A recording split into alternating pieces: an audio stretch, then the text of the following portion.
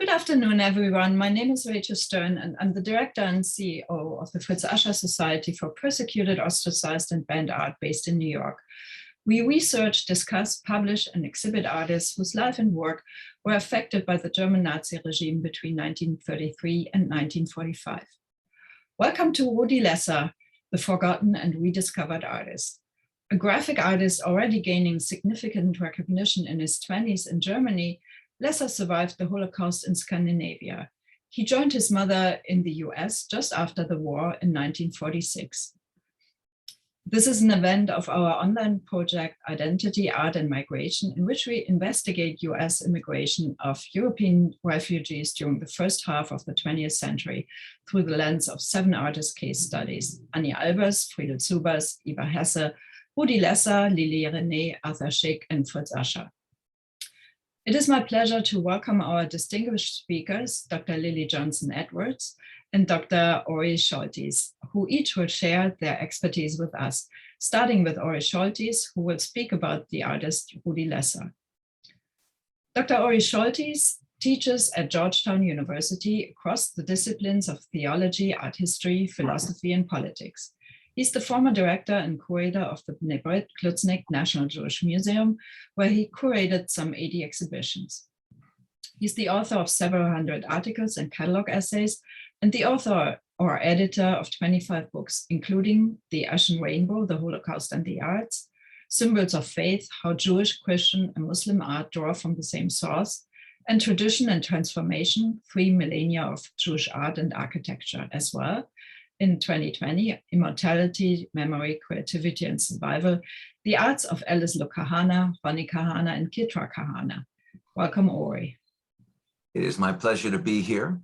And Rachel didn't say that that last book was actually published by the Fritz Ascher Society, so she should have taken credit for that.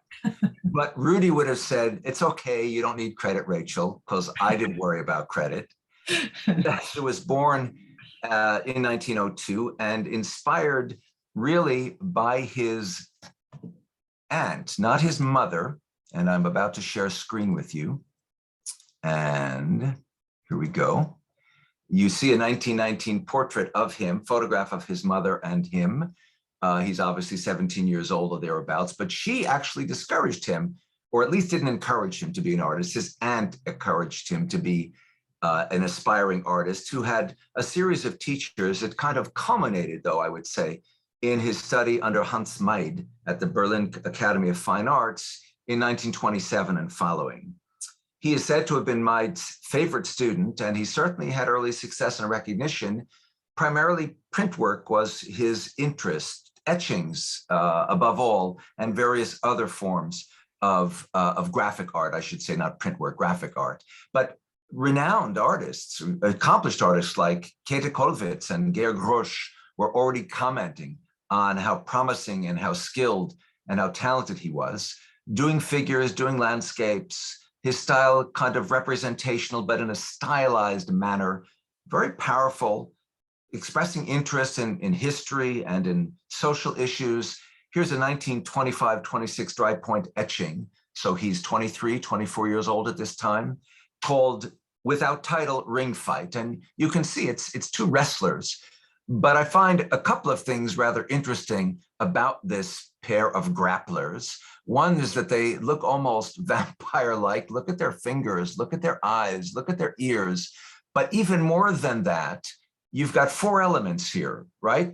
The 2 wrestlers, and to our right, the barrier behind which we see what is obviously the audience, and then the figure whom we might take to be the referee to the left, but he appears to be wearing a toga. So is that intended, as I imagine it might be, as a kind of political commentary that wrestling matches and boxing matches, which are all the rage in the 20s between the wars, that's when these sports are really, really coming into their own, that they provide entertainment for an audience that doesn't care how physically damaged the contenders might be, reminiscent of the gladiatorial games back in Rome that were overseen by vast audiences, by emperors and senators who were entertained and didn't worry too much about, or rather enjoyed perhaps the fact that one of the 2 might end up dead and not just injured. If we backtrack a few years earlier to 1922, in fact, we have a very different styled dry point etching that is, again, without title, but the subtitle nonetheless, in parentheses, is Nero before burning Rome. So we certainly have Rome itself in the ideation that gives us this bulbous Nero, who notoriously, in the account of his reign by Tacitus, set fire to part of the city so he could rebuild it kind of in his own image. And we've got this almost ghoulish bulbous figure, kind of pointing vaguely, wearing what at first glance looks like horns, and then we realize it's probably a laurel wreath of some sort he's placed around his head. And Rome is positively exploding, and people are streaming out, tiny little people, because to Nero, they're tiny little ants. And we see one figure on a boat along what we take to be the Tiber River, but it's almost as if it's Charon, the boatman of the boat that takes you down the river Styx into Hades. The same time, 1922, another image that suggests the way in which Rudi Lesser focuses on aspects of history and the history of religion, perhaps with a more contemporary angle of interest in what the events signify. This is simply called, without title, crucifixion. And that same sort of bulbous central figure who is, as it were, the showmaster, with one hand stretched out. Is he gesticulating because he's speaking, or is there some instrument in his hand? His other hand kind of gets lost in the morass of whatever it is that is going on in the middle ground. And then the subject, the crucifixion, is off to the side.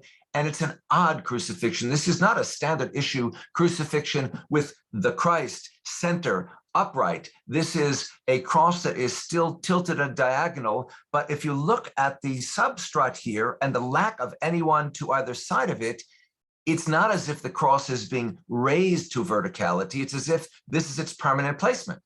And its permanent placement is a cross that's too short for the guy who's hanging on it because his legs, his feet are dragging in the dust. And one hand clearly is already, it would appear to be, nailed to the cross. The finger is crumpled in a kind of rigor mortis. The other seems to be bent towards his face. Maybe there's a rope that's holding it up. And the face is certainly not the face you're used to if you're looking at crucifixions of Jesus of Nazareth. There's certainly no wreath. There's certainly no halo. There's no crown of thorns. Is this the crucifixion? Or is this just crucifixion? One of tens of thousands of political subversives crucified by the Romans as they crucified Jesus? And is this therefore a comment on the misconstrual of the crucifixion as an act for which the Jews, not the Romans, were primarily responsible? That rather than being one of thousands and tens of thousands was absolutely singular. He's, after all, in a Germany where by the 1920s already the issue of Jews has started to rear its ugly head in the aftermath of the loss of World War I. Jews who had been relabeled 2 generations earlier by a German, Wilhelm Marr, as Semites, so that from medieval religious anti-Jewishness, we're moving toward Hitlerian racial anti-Semitism. Is that part of what he's got in mind here? Is that part of his consciousness as a Jew? Well, the interesting thing is that in this same year, 1922, he does illustrations of Jakob Frommer's Legends of the Talmud. So at least we can say he is familiar with, interested in Jewish issues and not just other issues. And perhaps his Jewish identity is embedded in all of that. We jump not that far forward to 1930, a very differently styled etching, and it's Pogrom in the Middle Ages. So again, we see front and center much simpler kind of lines than in the previous several images. This old Jew, his beard being pulled by a guy who beats him with a club that you can see has a nail sticking out of it. There's another Jew already in the dust, another character with a club with nails. In the background, more of that. In the foreground to the right, a woman with her children fleeing the scene. And what is most interesting, it seems to me, that front and center, the Jew being beaten is wearing this odd hat. It's called a pileus cornutus, a horned hat, a requirement of Jews throughout parts of Europe, particularly in the Rhineland area, through much of the Middle Ages, that is intended to remind their non-Jewish neighbors that the Jews are associated with Christ, with the Antichrist and Satan, And because the Antichrist and Satan have horns, therefore Jews have horns. So they wear a horned hat to underscore that. And even medieval Jewish illuminations, let's say of Moses and the Israelites at Sinai, will depict the Israelites wearing some form of Peleus cornutus to suggest the embrace of that kind of imagery. This is just 3 years before Hitler becomes chancellor, of course. And mind you, all of these scenes are one part of what he's interested in. Completely differently, and yet not entirely differently, is also his interest in portraits, in faces. This one, also from 1930, is of his own grandmother. And one might ask from this simply lined and evocatively mooded image what it is that she has seen, what it is that she's seeing. In fact, it's interesting. Note how the eyes are different from each other.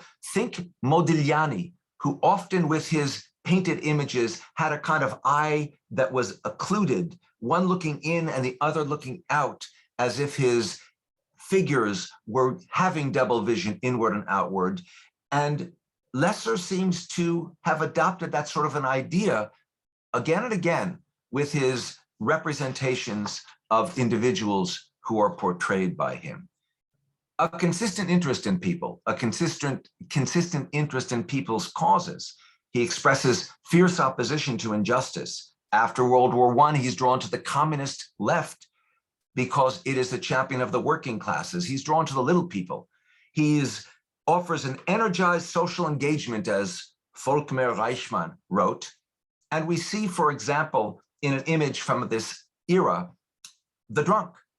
And we recognize the situation that particularly pertained in the 20s in Germany, that having lost the war was debilitated, having been required by the British and the French to pay huge indemnities, was doubly debilitated, with veterans with broken limbs and lost legs sitting on the streets, homeless people. We've got this drunk who dominates the scene here. And we have to the left background, the policeman, and it's slightly ambiguous visually. Is he turned away or is he turned toward? And is he coming this way? And what will he do when he gets here?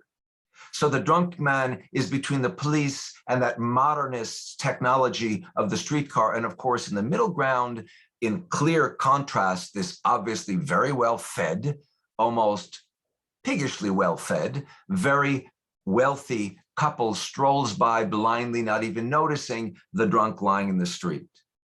As for Rudi Lesser himself, he was not particularly financially successful.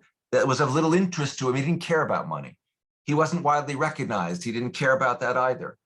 He did his graphic work. He spent his evenings in a bohemian-style cafe frequented by poets, by painters, by actors. He wasn't part of any modernist art movement, but interestingly, he did join the Association of Revolutionary Educational Artists of Germany that reflected his politics. He did have a good exhibition in 1931 at a major Berlin gallery, the Gurlitt Gallery. And so his career might have gone on a trajectory fast forward and upward, fulfilling the predictions of Kollwitz and Grosch and others of their ilk. But of course, by January 1933, the Nazis had taken power. And on May 2nd of the same year, while he was away from the studio, the SA troopers came in and completely trashed it.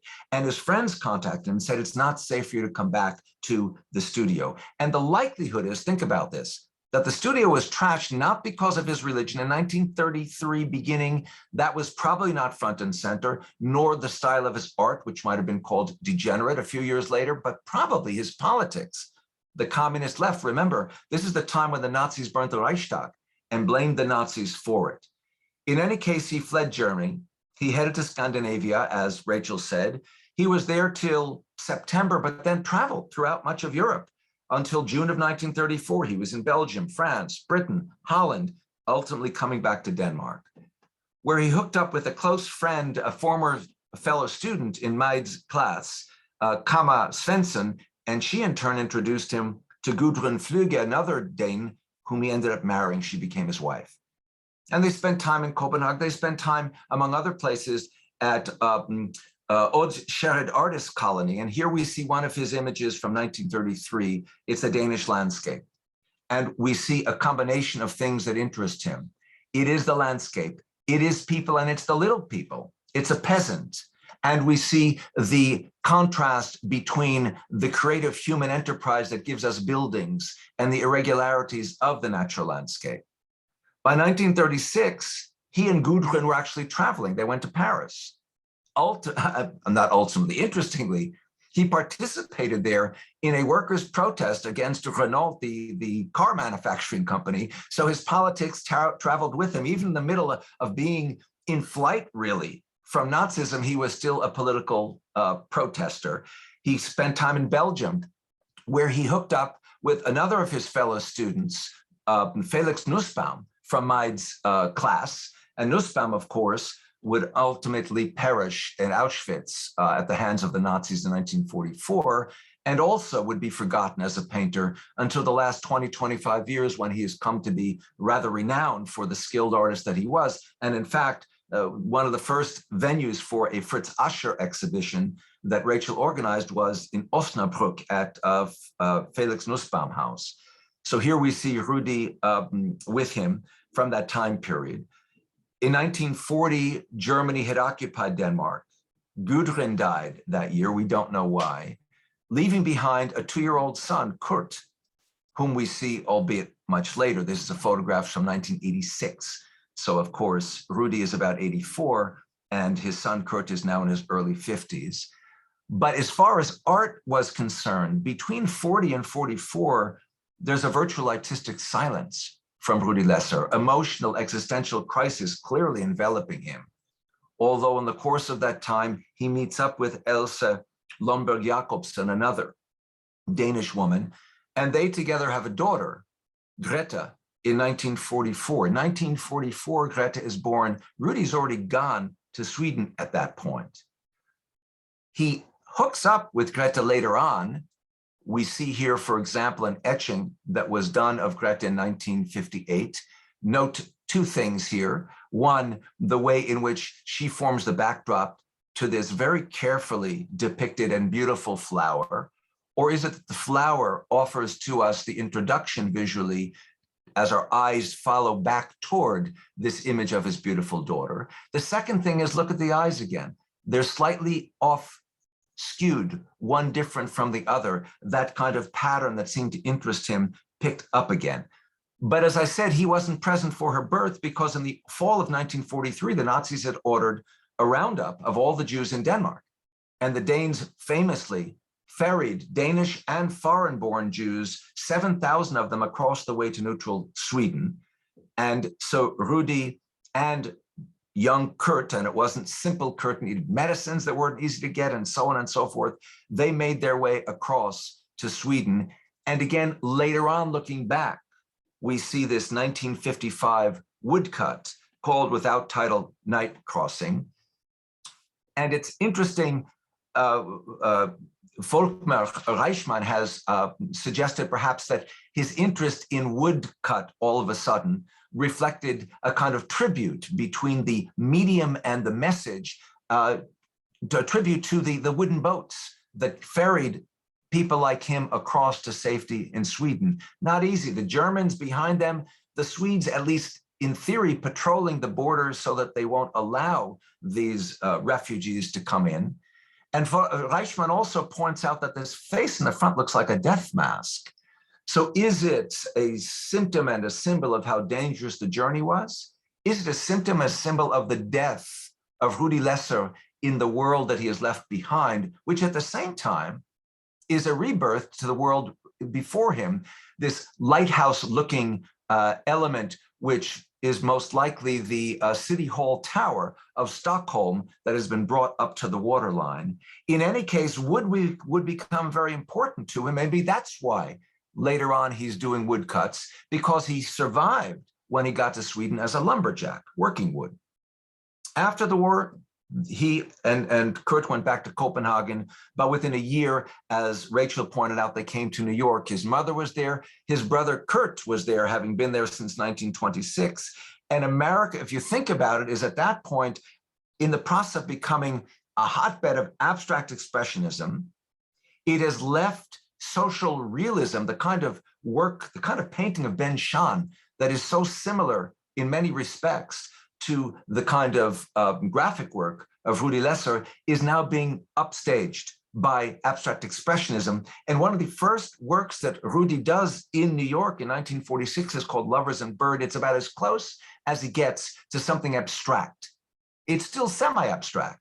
So you see what looks like the figure of the male, and no doubt the figure of the female. We see perhaps a breast, we see perhaps her eye, and interestingly, we also see what looks like a third figure. Could that not be a child?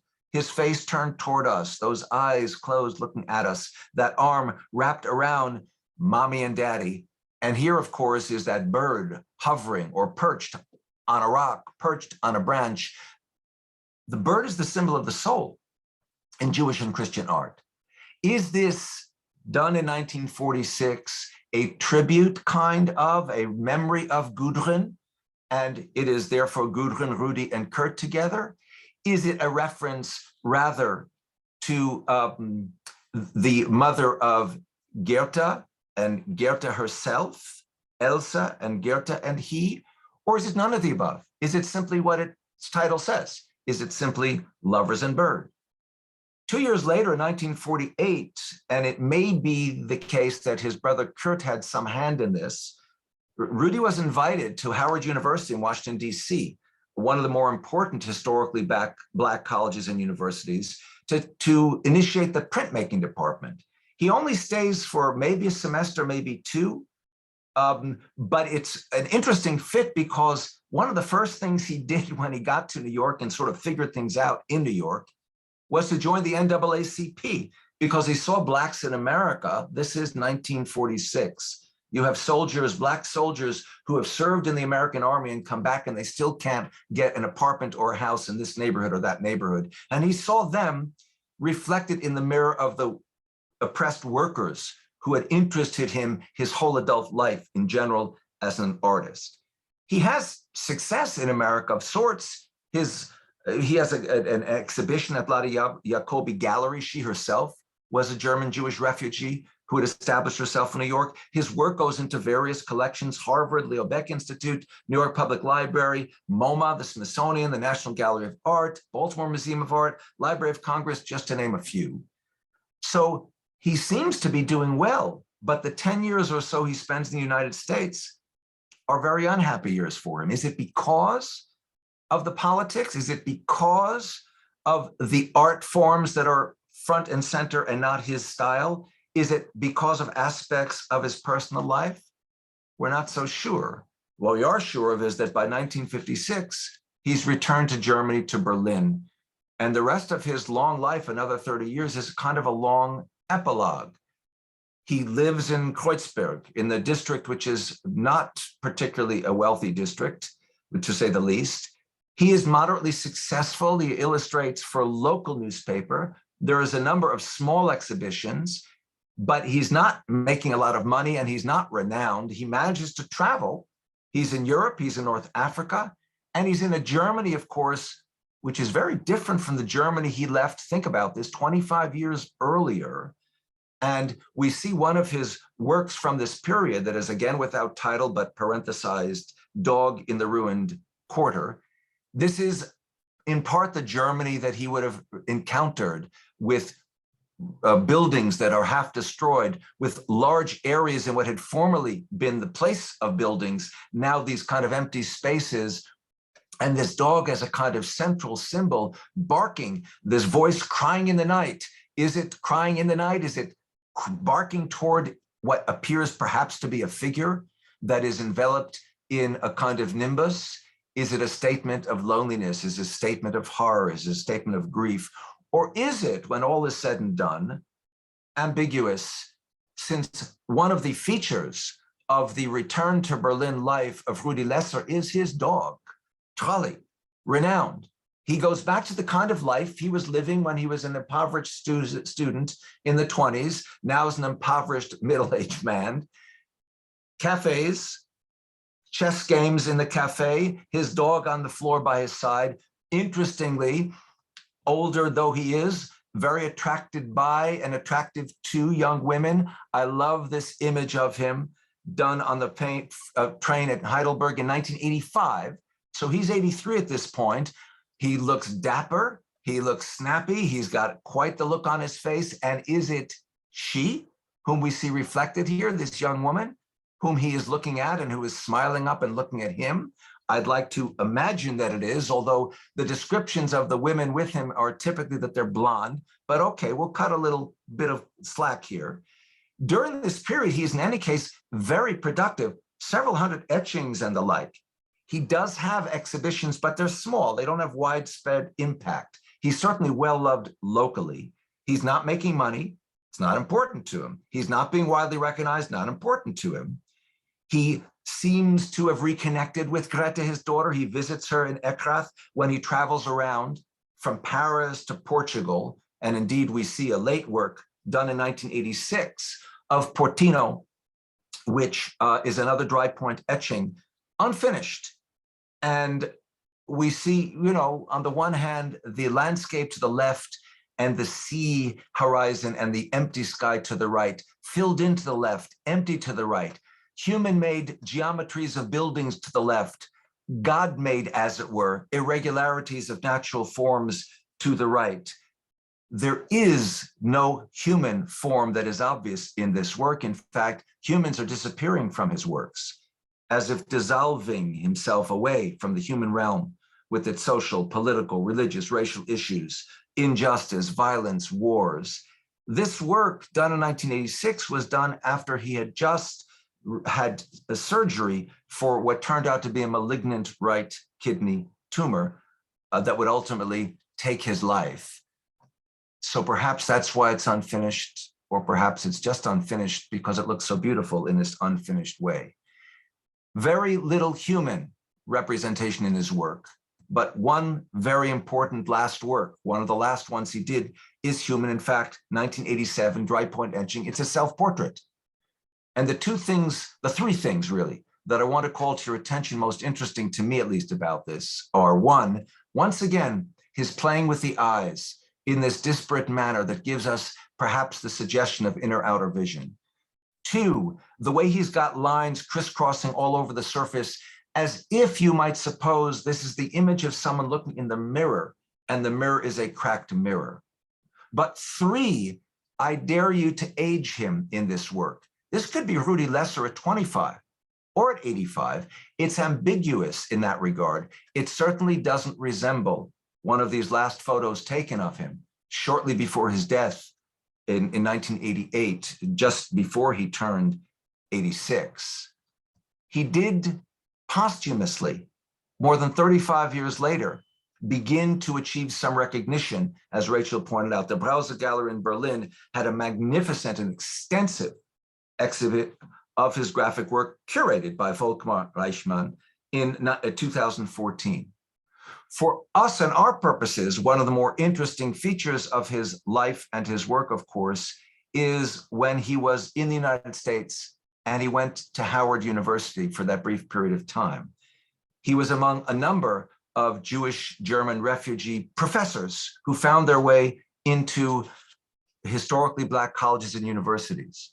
And I turned the microphone over to my wonderful colleague, Lillie Johnson Edwards, to talk about that very subject. And then we'll open things to Q&A. Thank you so much, Ori. I have to jump in. I'm sorry for that, because I want to properly greet Dr. Lillie Johnson Edwards, who is Professor Emerita of History and African American Studies at Drew University in Madison, New Jersey, where she served as the Director of Pan-African Studies and American Studies and received awards for distinguished teaching. She's a Phi Beta Kappa graduate of Oberlin College and received her doctorate from the University of Chicago. Dr. Edwards lectures and consults for K-12 schools, libraries, historical societies, museums, and faith-based organizations. She has been a guest lecturer for the National Jewish Museum, Apple, the League of Women Voters, and the Montclair Adult School. She currently serves on the Oberlin College Board of Trustees, chairs the Church Council of St. Mark's United Methodist Church, Montclair, New Jersey, and serves on the Board of Ordained Ministries of the New Jersey Conference of the United Methodist Church. Dr. Edwards is a native of Georgia. She and her husband, Paul B. Edwards, reside in Florida and New Jersey and have 2 adult children. Welcome, Lillie. Thank you so very much. I am honored to be a part of this review of Rudi Lesser's life and the significance of his art. I am about to screen share. There are some questions about whether or not I would be able to do that for this part of the presentation. And so let us begin. What I have been asked to do in part is to talk about just a piece of Rudi Lesser's life that was just referred to in the earlier presentation, and that is the time he spent at Howard University. And what I will do, in addition to referencing Lesser himself, is to put that episode of his life into the larger context of Jewish refugee scholars at Black colleges. He was at Howard University around 1948-49. As Dr. Soltes has just said, he was there for only a very, very short period. We know that around the same time when he left Howard, went to New York, he became a member of the NAACP, which I will elaborate on that episode of his life. It is a little bit confusing whether or not he was at Howard as truly the founder of the printmaking department. There are places that refer to him as a lecturer rather than referring to him as a chair of a department or as a professor. And it is very difficult to find information on him within Howard's archives of newspaper articles about new professors coming or leaving. However, we know that some of his work is in fact still at Howard University. In the context of Howard alone, we know that during the specific time period that Rudi Lesser was there, there were at least 10 German Jewish refugee faculty in the various departments that you see listed on the screen. What that should tell us, in part, is that in some ways there was this very robust community of German Jewish refugee faculty spread throughout the university, to the extent that, in fact, many students would have been, it would have been fairly common to have this diverse faculty for the predominantly Black student body at Howard. And note as well that Howard's German club had over 40 students. We may not be so familiar these days with the importance of German language as part of a university's core curriculum and considered still in the United States from the late 19th century through this period to be the kind of core of true liberal arts learning, would always include the significance of German language. And so this is in some ways an outline of the way we might view Rudi Lesser at Howard. Let me say a few more things about this, the larger Jewish refugee community, though, in the United States. And what people are often curious about is how these professors end up at historically Black colleges. And so I'll give a little bit of background on that topic, and at the same time reference Rudi Lesser's experience within the context of the lives of other German Jewish refugee faculty and their families. One of the things we do know in the history, especially of the NAACP, that Jewish representation, both in the founding of the NAACP and in its legal defense work, including Scottsboro Defense and the NAACP Legal Defense and Educational Fund, it would not have been at all unusual that Lesser joined the NAACP when he went on to New York. It would have been a space that in fact was already multi-ethnic, multiracial, and interreligious. And so that would have been a kind of common space where Jews and African Americans, especially during this time period, understood all too well the ultimate repercussions of both racial stereotypes and then racist policies and the implementation of those policies. The work on these German Jewish faculty really is based upon the work of the late Gabrielle Simon Edgecombe, who wrote the book From Swastika to Jim Crow, later made into a film produced by Stephen Fischler and Joel Sucher in the year 2000. And in the film, the filmmakers interview these professors and their family members and their Black students and provide a very rich narrative of the lives of these faculty, Jewish faculty on Black college campuses. You are probably aware of how this kind of expulsion of Jewish faculty in particular, but also liberal and progressive faculty in Germany occurs with the beginning with the book burnings in 1933. As you see on this map, it occurs throughout Germany. In German universities, the book burnings are sanctioned by the state and the police, and as a way of purifying knowledge itself. With those book burnings, also in 1933, we see a purge of universities. And here you see just the front page of the Manchester Guardian in England that lists the dates, names, departments of faculty who are summarily dismissed solely based upon being Jewish or being considered liberal and progressive. On the other side of the pond, anti-Semitism in the United States means that in some ways the expulsion of these faculty from German universities and the opportunity for them to come to the United States is fraught with a landscape of anti-Semitism in the United States, which is endemic and egregious. It is not kind of a few people or occasional or an aberration. It is deeply seated into United States history, and especially at this time when there is virulent anti-immigration policy, anti-Semitic policies, anti-Black policies, anti-Asian policies as well, and anti-Catholic.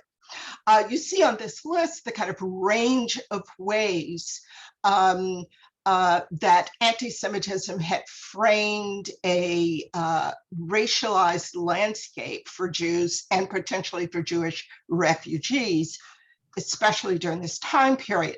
The Ku Klux Klan reorganizes and makes anti-Catholicism, anti-Semitism, anti-Black part of its platform. Quotas are put into place for immigration, especially in the 1920s, based upon national origins.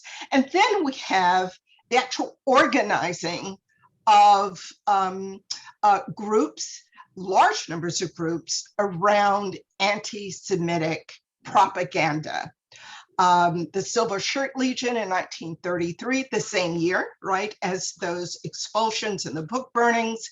And then Father Charles Coughlin throughout the late 1930s and 40s has millions of people listening to his anti-Semitic rants.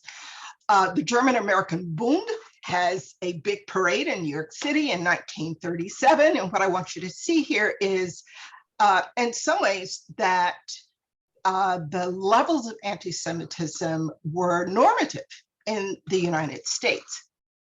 In 1939, the MS St. Louis is turned around and rejected in terms of bringing and saving the lives of Jewish refugees. In 1939, it is reported that Laura Delano Holthellen said that 20,000 charming children, in this case she means Jewish refugee children, would all too soon grow up into 20,000 ugly adults. US immigration in the 1930s and 40s was intentionally nativist, xenophobic, and anti-Semitic in attitudes and in policies.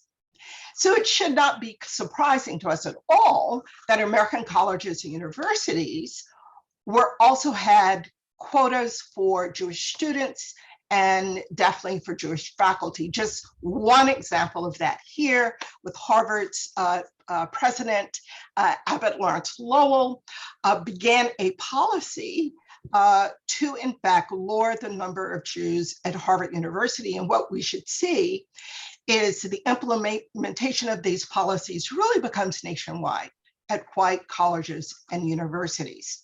You see the quote on the screen where he says, "It is natural that with a widespread discussion of this sort going on, there should be talk about the proportion of Jews at the college." And here he's talking about reducing the numbers through admissions policies. One of the most riveting and maddening stories that I read as I looked at Hedgecombe's work and others was this book by Dr. Perry Brickman that talked about dental schools in the United States and medical schools in general, where he talks about Jewish students being summarily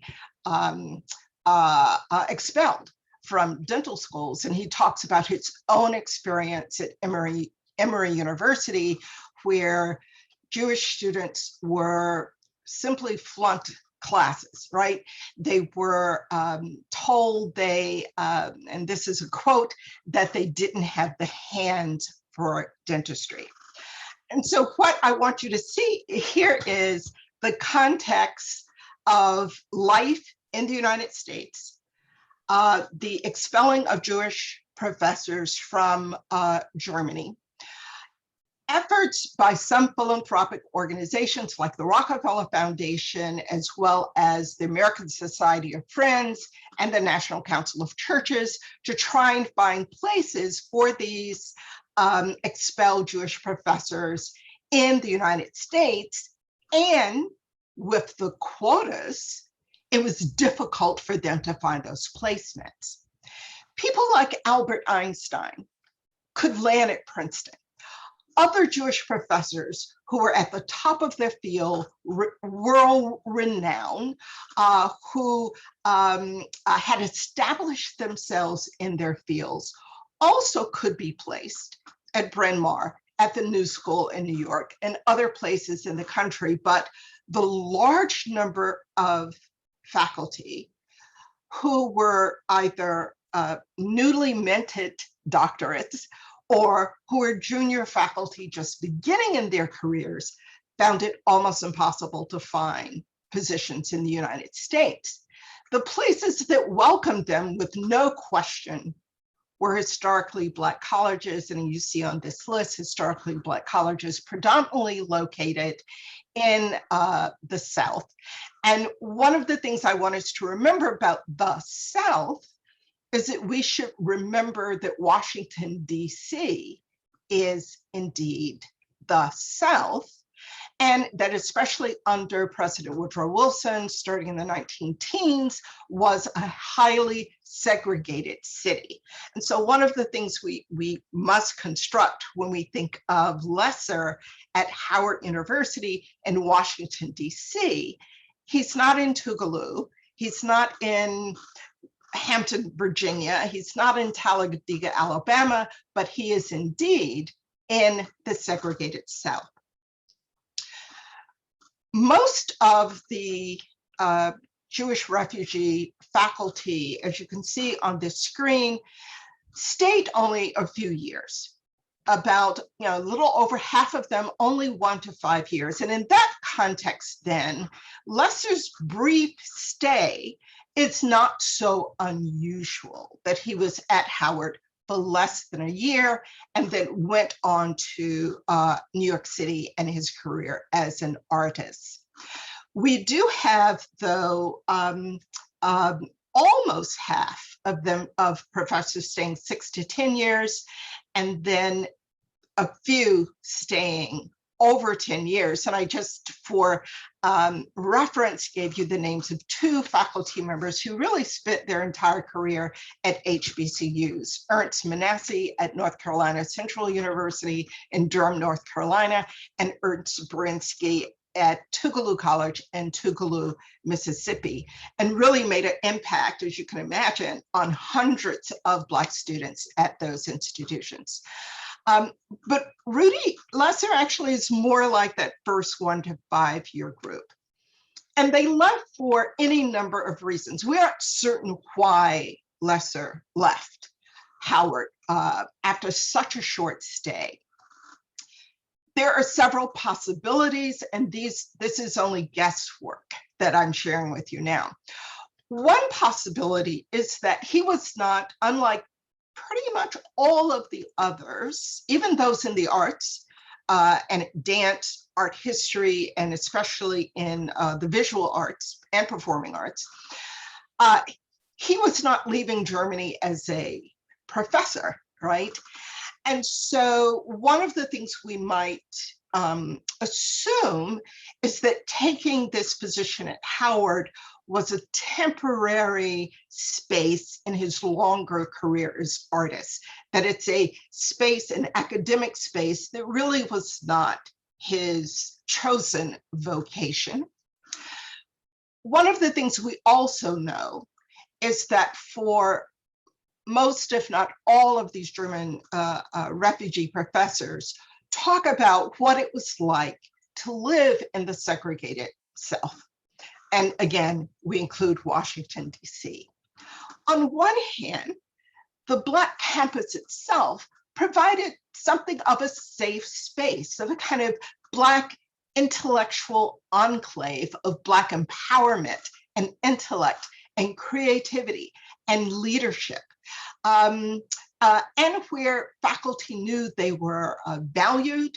And in some ways, for many of these Black students, it was very much an honor and a privilege to be in college.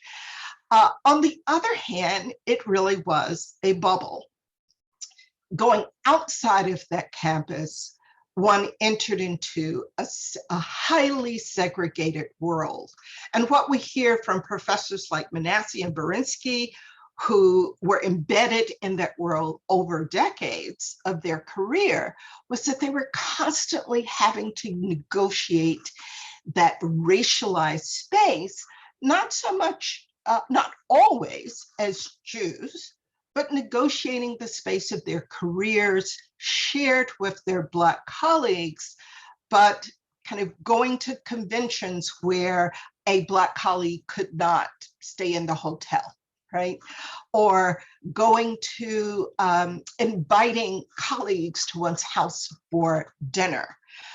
And so we can imagine that perhaps for Lesser, similar to the stories we hear from other Jewish refugee professors, being in the South was a very compromising position to be in. And then finally, one of the things that these professors talk about experiencing is in some ways having certain kinds of privileges of whiteness vis-a-vis their colleagues and feeling this disjuncture in their beliefs in equality and seeking and working toward equality, and yet living in a space of where white supremacy was in fact privileged. And so although we don't know why Lesser stays for such a short time at Howard, we can imagine that it could be any and all of these kinds of experiences we do hear from other Jewish refugee faculty. And then finally, and I think Dr. Soltes mentioned this in conversations we had earlier, and that is he is an artist. And going to New York would have been a kind of the natural thing to do, to be among other artists, to be on the cutting edge of new ideas in art, and being part of an artistic and a very urbane community in New York versus Washington, D.C. And then just ending this section, just wanted to, though, point out to you that in the arts, we did have Jewish refugee faculty making a tremendous impact on HBCUs. Victor Lowenfeld was at Howard University only 6 years, but he actually was the chair of the department and mentored some of the most renowned Black artists, such as John Biggers. Marianne Manasseh, the wife of Manasseh in North Carolina Central University, used the context of Black life in North Carolina as part of her art, as you see here in this piece that I believe is now at Duke University.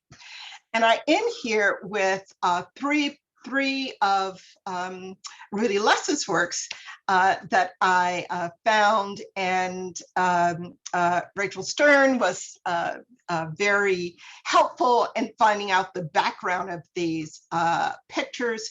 Portrait of a woman, probably done around the same time, 1948, and Mulatin, a lithograph done in 1948. And as you see, the pictures of these two women are very similar. And from Rachel's research revealed that, again, this is work done after he had left Howard and gone to New York. So it's around the same time as he would have been at Howard and then transitioning to New York. And then I end with a 1956 etching done by Lesser called Negro. So I will end my screen share here and hope that that background information and larger context are helpful in understanding at least one episode in Rudi Lesser's life and work.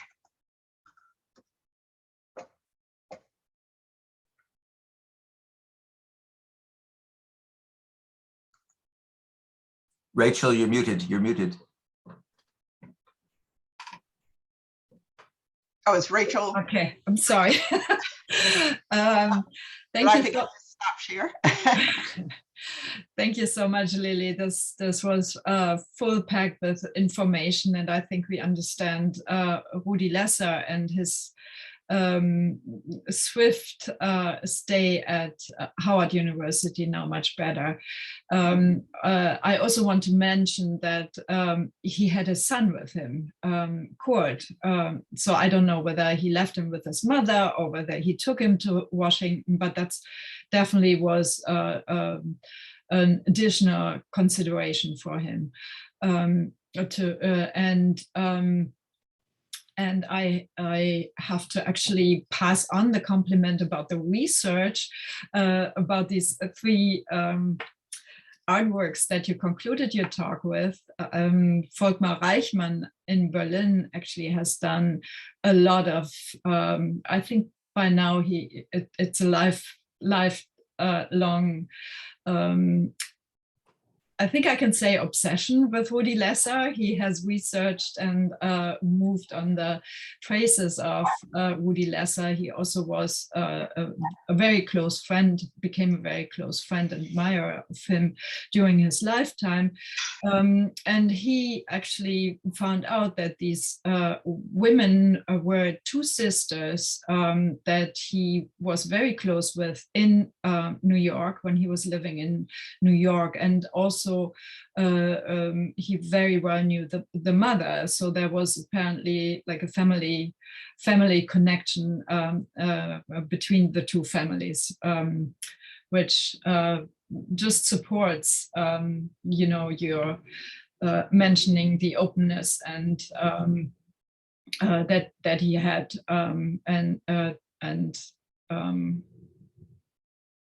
yeah. So I'm Rachel?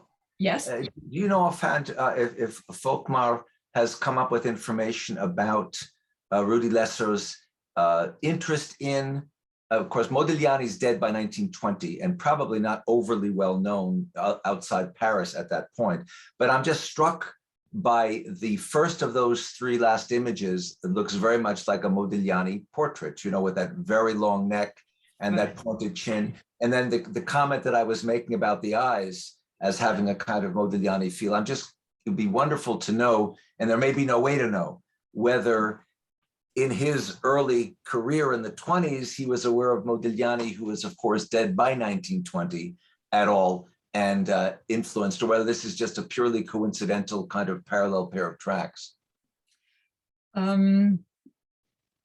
Yeah, that's a very, very interesting question. I mean, we for sure know that he moved trying to get out of Germany, or realizing that Germany was not a country he wanted to stay in as Hitler took power. He traveled around in Europe, and he wasn't, Paris. You showed that image of Nussbaum, and so I would think that he was also in Paris, and certainly knew, and certainly knew what was going on there in the art world, especially because there was this a school of Paris, which were Jewish artists, as it did, you know, a group of Jewish artists, and so I would think that he knew about them, and it's just interesting that it slips in so many years later into his work. So these are all things, you know, we get a question whether there's any evidence of Lesser's knowledge of the work of Otto Dix and George Gross. And I think there's no way he doesn't know of it, you know. And Georg Grosch was one of the artists who commented on him while he was still a student with Meid on his promise. So we certainly knew Grosch, you know. So they were contemporaries. But I do think, Lillie, this really embracing really that happened by Jewish refugees in sharing their knowledge and their abilities within the community of Black colleges, I think is pretty amazing. And initially I had thought that there was a program, you know, placing Jewish scholars, and but that this was really done on a very individual case basis is quite surprising to me, that there was not a larger program there. Yeah, well, there were efforts by the Rockefeller Foundation, the National Council of Churches, the Society of Friends, also to place the Jewish professors. But for the most part, it was very clear on the part of Rockefeller Foundation in particular that they were only interested in the renowned senior established professors. Mm-hmm. And so for others, they found it very difficult to find positions. And we have to remember, this is, you know, 1930s, early 40s. There's still a depression on. It's not as if there are jobs available. So there was that issue. And then the rampant anti-Semitism, quotas, et cetera, simply meant that it was very difficult for them to find positions. But HBCUs had no quotas at all, and had a curriculum that was as rich and diverse, especially in the needs in the humanities and social sciences, and also someone to teach German. And so no matter, in some ways, Rudi may also have been different in that when I looked at when you look at the list of all of the different fields people are, so even someone like Lohenfeld, who's an artist, he's also teaching German. And so, and I think that was an expectation. And you can see from those numbers at Howard that it was a large number of students taking German. So I can well imagine a kind of right-ori, a kind of misfit, because it was an academic environment, not at all necessarily because it was an HBCU where there were all of these other German Jewish colleagues, and it would not have been an uncomfortable environment but probably something just not suited to his ambitions and work in producing art. Right, right. I think you're making a very important point there, because making art and teaching is a very, very different, is a very different thing. So I think that's a very extremely valid point, and probably the reason why he stopped teaching at Howard. But I think it's, unfortunately our time is up, but I think it's also, I think it's very important to look, if you look at the history of racial relationships, that there is, this, and which impact it had in the Black colleges to have these Jewish teachers engaged and really educating